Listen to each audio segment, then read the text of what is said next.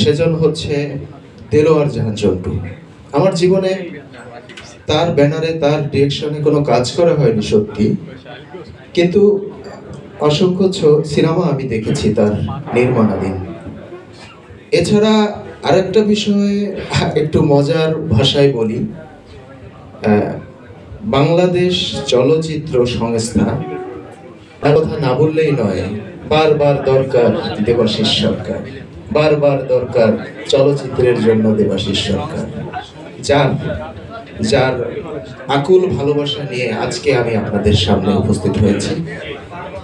আমাদের সামনে আরো রয়েছেন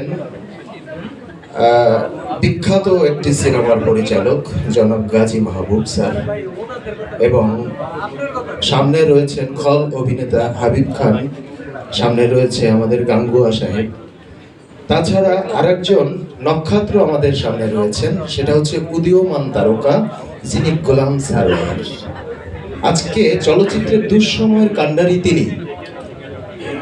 তিনি কতটুকু সৎ সাহস নিয়ে অ্যাট এ টাইমে দুটি প্রোডাকশন শুরু করেছে।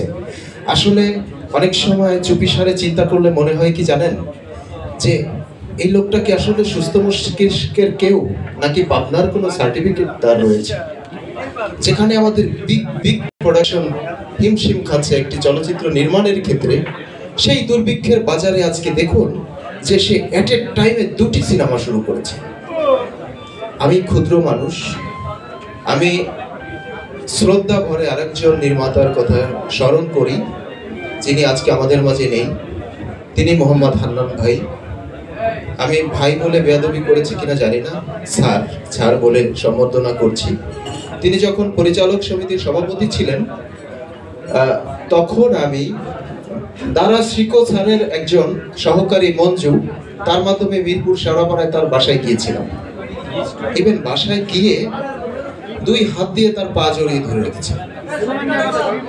তো স্যার অবাক হলেন যে ছেলেটি টিনটিনের শুকনো একটি ছেলে, অথচ সে এইভাবে এসে আকুতি জানাচ্ছে, তার বিষয়টা কি।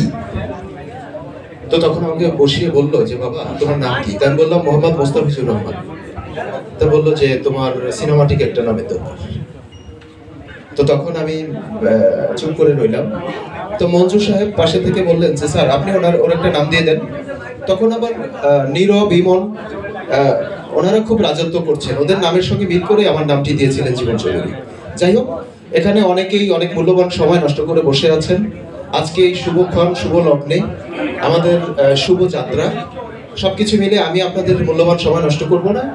আপনাদের প্রতি, সকলের প্রতি ভালোবাসা, আন্তরিক শুভেচ্ছা, অভিনন্দন রইল।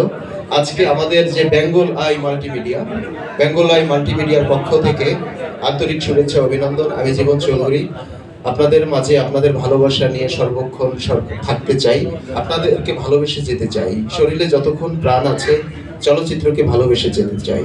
সবাই ভালো থাকবেন, সুস্থ থাকবেন, সুন্দর থাকবেন। আসসালামু আলাইকুম।